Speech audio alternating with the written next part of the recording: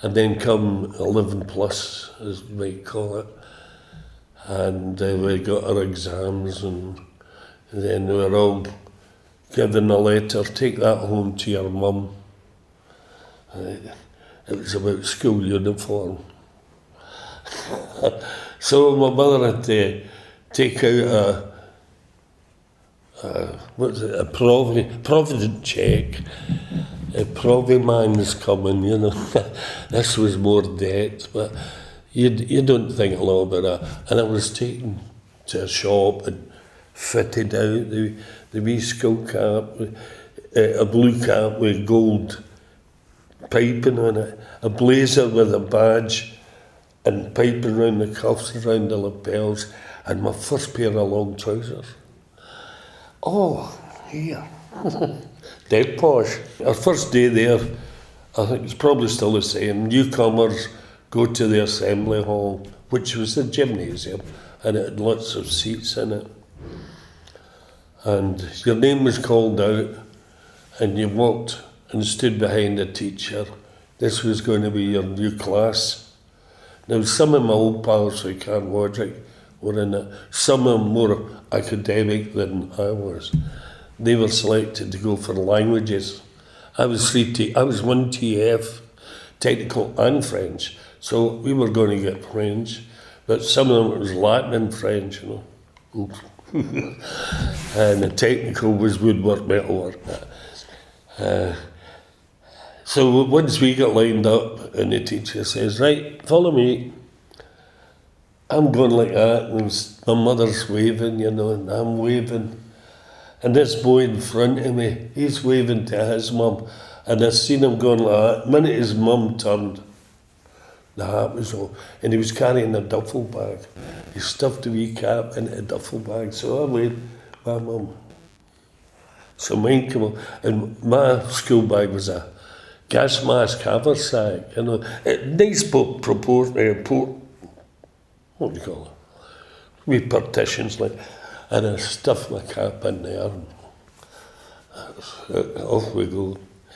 During that assembly, the gathering, the headmaster was addressed us, and he emphasised, there's bullying been going on in this school, and it must cease. I don't want any of you new boys getting into bother and that. If you do get bullied, contact your teacher and your prep teacher, blah, blah, blah, blah. So the boy that had put his cap in a bag, I started talking to. His name was Hugh Stewart. He said, but they call me Buddy. I said, I'm John Goodall, they call me Goody. So Goody and Buddy partnership was formed. And some of my other pals, well, the boys I knew from Carnmodrick, and some of his pals from his old school, we're all chatting away about this bullying. And I'd remembered Uncle Remus telling the story, you know, Song of the South. Zippity-doo-dah, zippity. This, an old black man who was too old to work in the cotton plantations.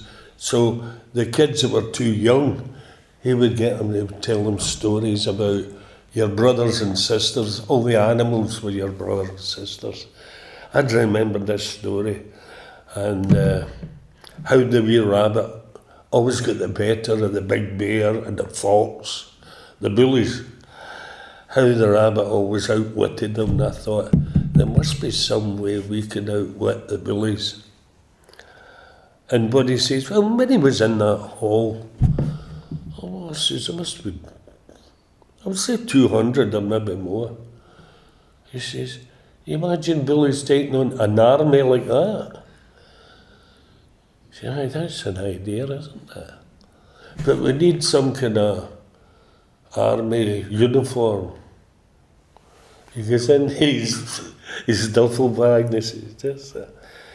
At that time, Mickey Rooney and Elizabeth Taylor did a film, National Velvet, and Mickey Rooney wore his cap back to front. So we thought, here, that's the badge, that's sorted, you know. And Mickey really, a wee Mickey. See, well, that's it. So we got others involved, and the wee Mickey become a cry. If you heard that, you ran to where you heard it from. And it was about 30 kids, first year boys, so weaving football boots, haversacks, duffel bags. It was like the bells of St. Trinians, that kind of.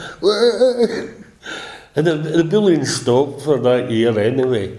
And it was what would you say, a grooming of new friends, because it was different schools meeting together, separating and making friendships.